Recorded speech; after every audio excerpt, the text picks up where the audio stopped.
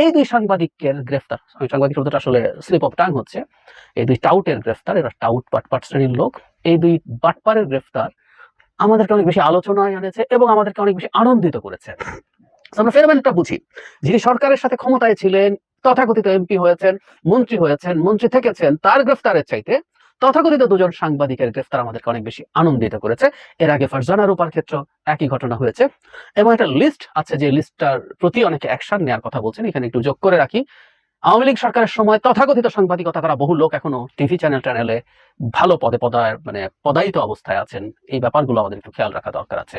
আসবো কেন মানুষ এত আনন্দিত হলো আওয়ামী লীগের সাথে থাকা। আওয়ামী লীগের সাথে যারা থাকছেন, এটা কোনো গণতান্ত্রিক অধিকার না। এই মাফিয়া ব্যবস্থাটা জেকে বসার পেছনে ইভেন বহু পলিটিশিয়ানের চাইতে এই তথাকথিত সাংবাদিক নামধারী সব টাউট বাটপার মাফিয়া, এরাও ডিফারেন্ট ফর্মের মাফিয়ারাই অনেক বেশি রেসপন্সিবল। সুতরাং মানুষ সেটাকে অসাধারণভাবে উপভোগ করেছে।